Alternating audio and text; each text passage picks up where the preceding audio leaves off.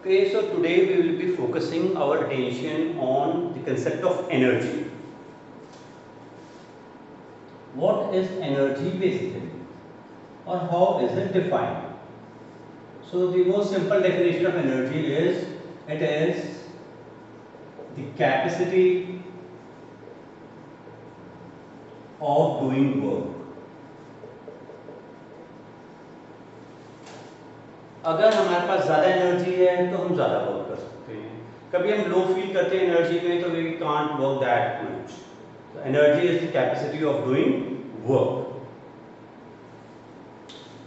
This energy is a scalar quantity.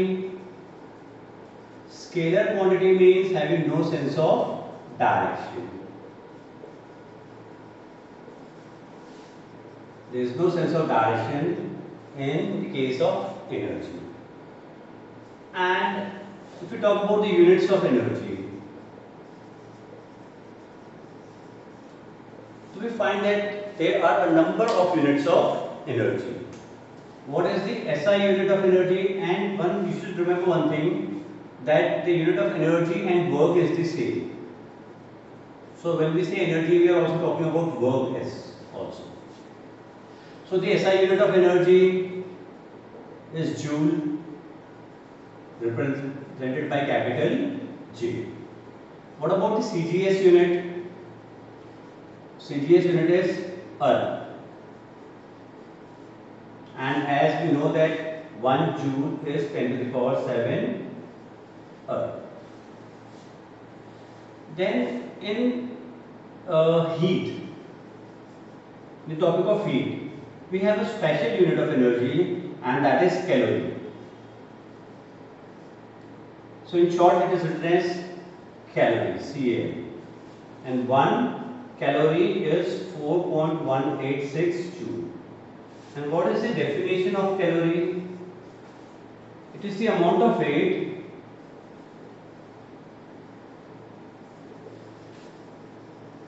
required to raise the temperature of 1 gram of water by 1 degree Celsius, and this change is also fixed from 14.5 degrees Celsius to 15.5 degrees Celsius. So that is calorie. Calorie is also a unit of energy and is related with joule in this way. We have yet another unit of energy which we use in electricity, and that is kilowatt hour.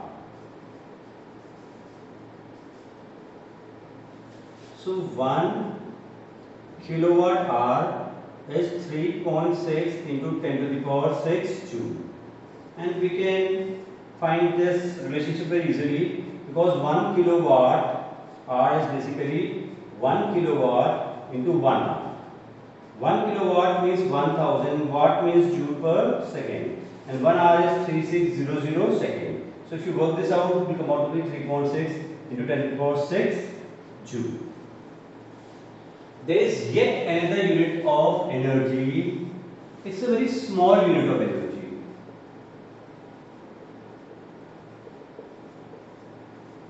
which is used at atomic or molecular level.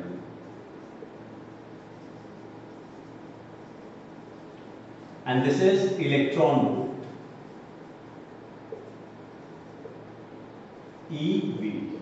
And 1 electron volt is 1.6 into 10 to the power minus 19 joule. We should know the relationship of all the units of energy with that of joule, because joule is the standard unit, the SI unit. And how is this 1 electron volt defined? Definition of 1 electron volt.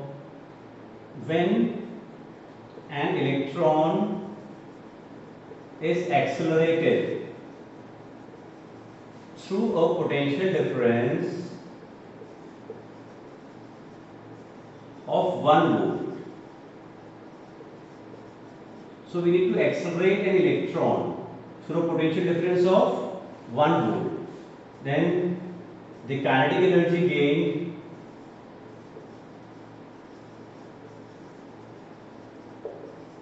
by the electron is 1 electron volt.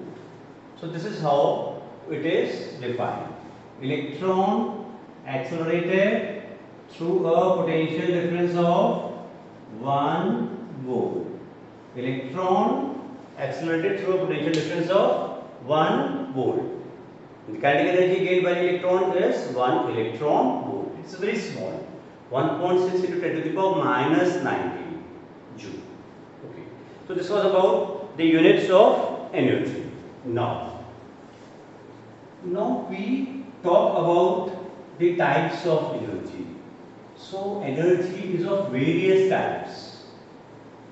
But in this lecture, we will be focusing only on the mechanical energy. So mechanical energy. Mechanical energy is the sum of kinetic energy and potential energy. We denote the kinetic energy by capital K and potential energy by U. So this sum is the mechanical energy. So to understand mechanical energy, let us first understand kinetic energy and potential energy in detail. So we start with the kinetic energy.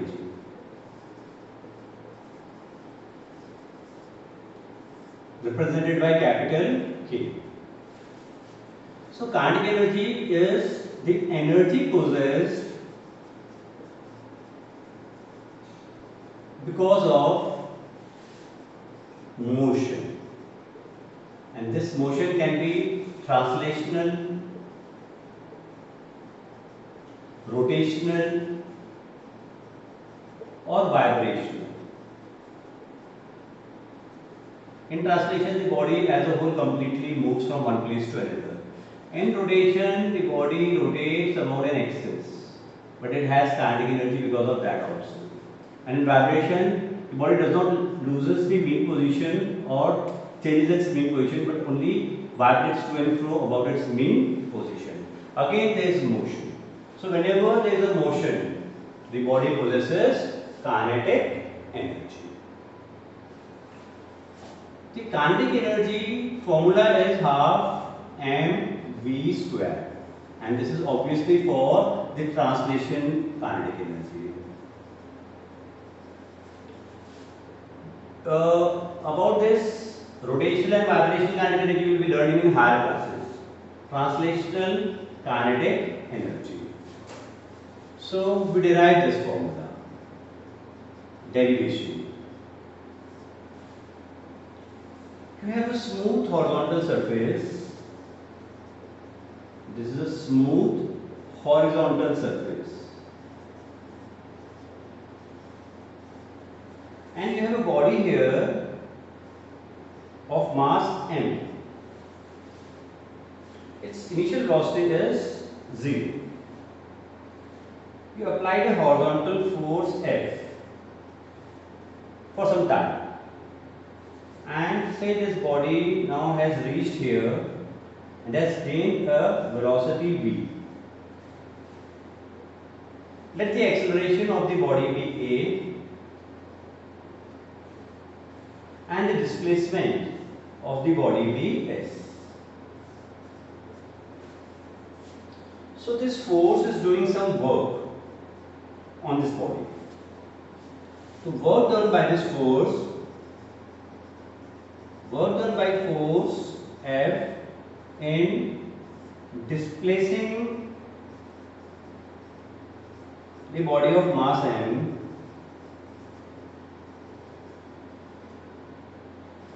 from position A to position B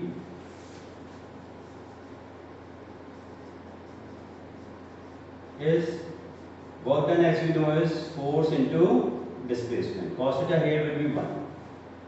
Okay. Again we know that force is mass into acceleration. Force is mass into acceleration. Okay. Now We work out this activity A to B. The initial velocity is 0. The final velocity is V. The acceleration is A. And the displacement is S. So I can use V square minus U square is equal to 2AS. So what I get is V square minus 0 square is equal to 2AS. Or AS is equal to V square upon 2.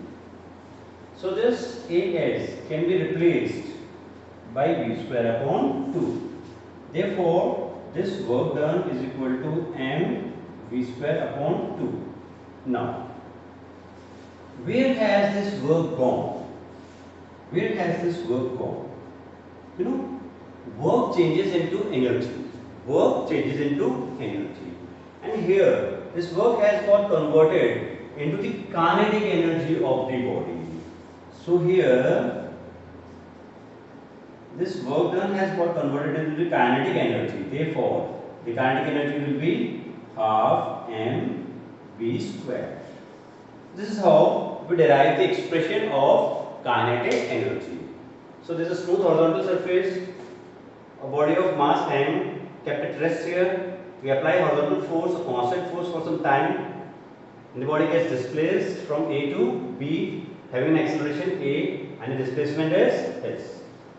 So the work done by this force will be F into S, and force is mass into acceleration we know. And if we apply equation of motion here, we get V square minus U square is equal to 2AS, or AS is V square upon 2. When we put this value here, we get work done is half mv square. And the work done here, as I told you, that work gets converted into some form of energy. So here this work has got converted into the kinetic energy. Therefore, K is half mv square. So if we analyze this equation, so what we understand is that if the velocity is doubled, say, what will be the new kinetic energy? What will be the new kinetic energy if velocity is doubled? So the answer for this is initial kinetic energy is half mv square. What will be k new? The new kinetic energy. The mass is not changed, but the velocity has been changed from v to 2v. So in place of this v, I have written 2v. Rest all the things remaining the same. So what I get is 2 to the 4, it will be 4 half mv square. So k new comes out to be 4 times, and half mv square is k, 4 times of the initial kinetic energy. So you can get things like that. So this is the way to handle it. Now we focus our attention on work energy theorem. अब work energy theorem पे हम अपना ध्यान को concentrate करते हैं. Work energy theorem.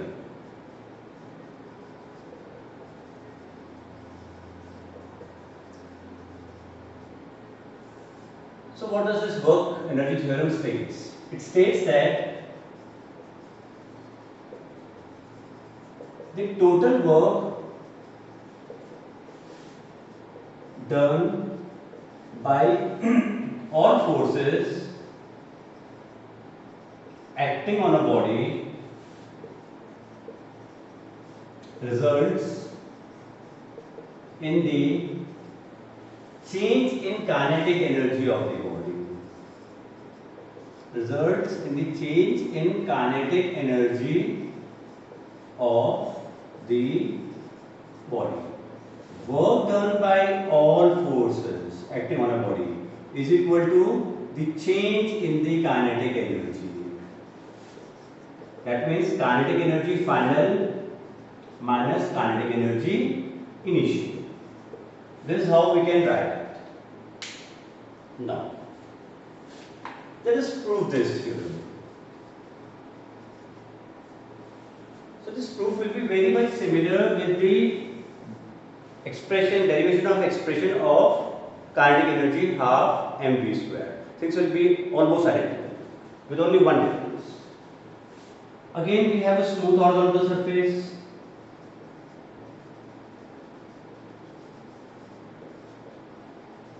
And we have a body here which has of mass m, which has an initial velocity u.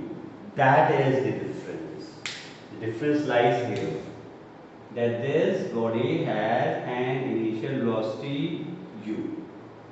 That is the difference. In the previous one, we took this velocity as 0. Again, you apply a horizontal force F. As a result, the body starts accelerating. And say it reaches here from point A to B. The displacement is S and the acceleration is A. The final velocity is V. Okay. So, what is the work done by this force? We concentrate on the work done. So, work done by this force will be force into displacement, and force always is mass into acceleration. Again, we focus our attention on AS. For activity A to B, again initial velocity is u, final velocity is v, displacement is s, and acceleration is a. So we apply v square minus u square is equal to 2as. So we get as is v square by 2 minus u square by 2. So this is equation first and this is equation second.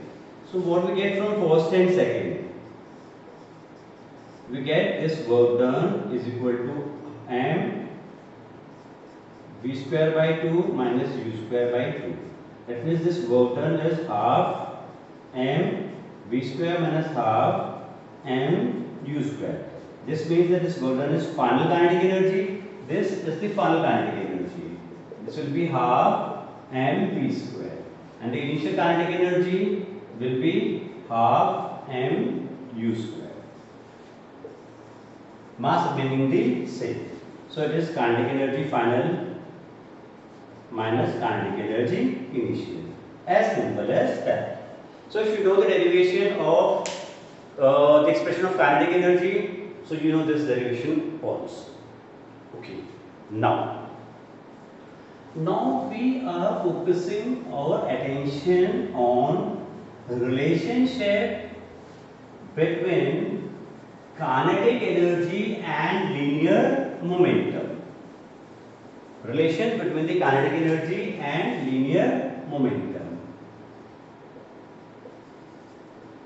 Relation between kinetic energy and linear momentum.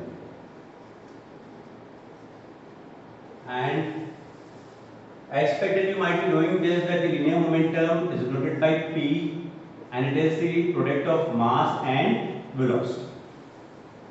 Okay. So we also know that the kinetic energy is half mv square. If I multiply this expression by mass and divided it by mass, so it's okay according to mathematics, no problems. So I can write this as mv square upon twice m. And this mv is p.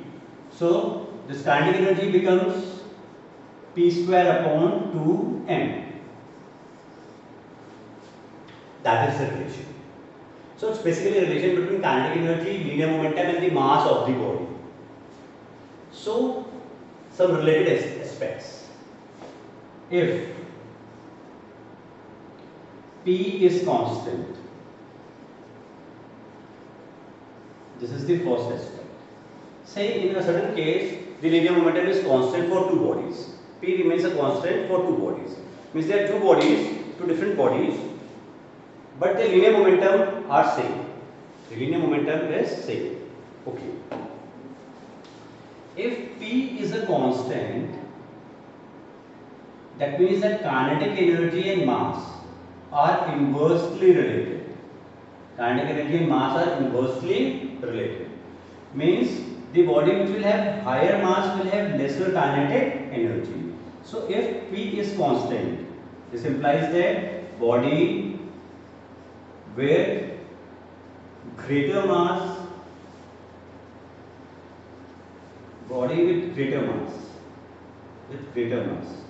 will have lower kinetic energy, inverse relationship, will have lower kinetic energy and vice versa. That was one aspect. And second aspect is, if the kinetic energy is constant, two bodies are having the same kinetic energy. So if this K becomes a constant, so we can bring this 2m here. In that case, we find that P square is proportional to m, means the momentum and the mass now are square of the momentum is proportional to the mass. So if K is constant, we have this relationship. That means now a body with greater mass will have greater momentum, because this relationship is direct to the power 2. So this implies that body with greater mass will have higher linear momentum and vice versa. So this type of questions are generally asked. Greater mass, you will be told that it is a loaded truck, for example, and for lower mass you will be told that we are comparing this with a car. So obviously the mass of the loaded truck will be greater than that of a car. And if both have the same linear momentum, then the loaded truck will have lower kinetic energy. So it's a relationship between these three. If one is constant, then we can have a definite relationship between the remaining two. And questions based on this. So that was about the kinetic energy. Now we focus our attention on the potential energy. Potential energy is denoted by capital U. Potential energy.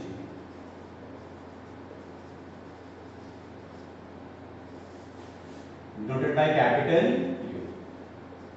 It is of two types. One is the gravitational potential energy.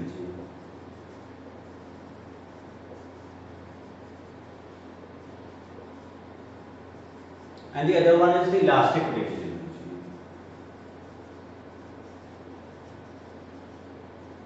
The elastic potential energy comes into picture because of change in shape. It is the energy possessed because of change in shape of a body. For example, if we have a spring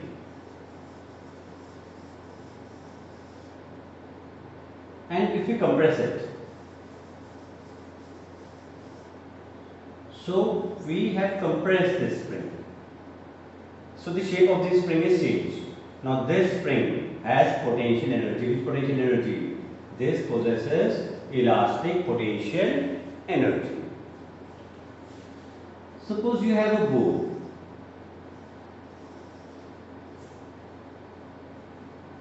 And suppose now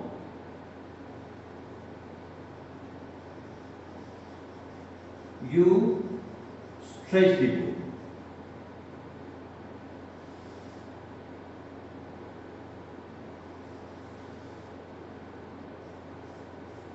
You change the shape of the bow.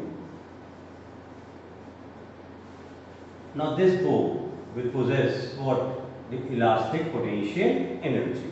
And if you have an arrow here and if you leave it, then this potential energy will get converted into the kinetic energy of the arrow. This is what is happening. First you do work. This work is stored as the potential energy of the bow, and when you leave this arrow, the bow will come back to its shape. So its potential energy will lose its potential energy, and it will give this potential energy to the arrow as its kinetic energy. Work done first converting into the potential energy. That potential energy later on getting converted into the kinetic energy of the atom. So this is one type of potential energy. Our major focus here is on the gravitational potential energy. We need to understand it in a bit detail. Okay. Suppose this is Earth and we have a body here which is at some distance from the Earth. This body, Earth is attracting this body. Earth in fact attracts everything, the gravitational pull, because of mass. This mass as of now is having some potential energy, precisely speaking, gravitational potential energy. What will be the gravitational potential energy of this mass here? So according to definition, let this thing be infinity. Infinity means the influence of Earth here is negligible. It will be a very far point, where the influence of Earth we can treat as negligible. So we have to bring this body from infinity to this place, where it is now. So while bringing this body from infinity to this place or to this point P, we'll have to do some work. And this work will be equal to the gravitational potential energy. So what is the gravitational potential energy? It is the work done in bringing the body from infinity to the concerned point.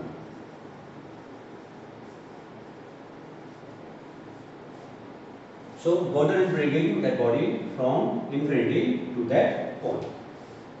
Now, this work done will be negative. And since the work done is negative, the potential energy will also be negative, because work done is the potential energy. So,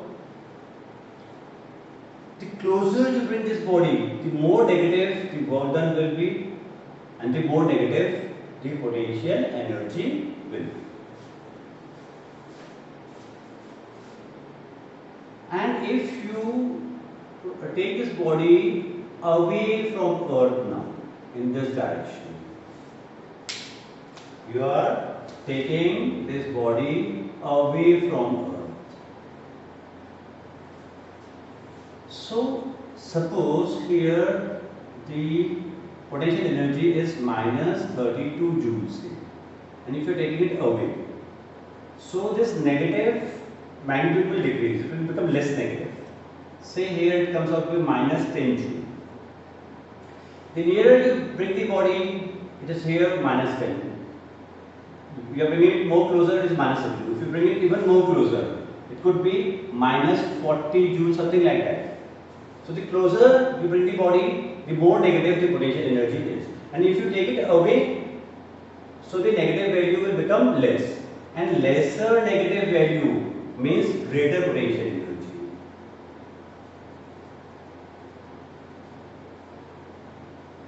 So the body is having a greater potential energy at Q. At P the potential energy is less. At Q there is a greater potential energy. It is negative but greater than this. And here the potential energy is 0. So you need to understand this aspect, very important. I am again repeating it. The closer you bring the body to the earth, the more negative work you need to do, and the more negative the potential energy is. That is, the potential energy is going on decreasing, and it will always be negative, and it will have a greater magnitude, means having lesser weight. If you bring the body towards the earth, and if you are moving it away from the earth, then the reverse process will happen. Then the potential energy will increase, and at infinity it will be 0. That is one way of looking at the gravitational potential energy. And the second way is the formula U is equal to mgh. U The gravitational potential energy is mgh. Here we take Earth as the reference level. There infinity was the reference level. Infinity was the reference. So things were different. Here Earth is the reference. And say you have a body of mass m at a height h above Earth, and say the acceleration due to gravity is g. So this body is having some potential energy here. If the height is h1, so here it's having a potential energy of mgh1. And if you move this body here and say here the height is h2, so here the potential energy will be mgh2.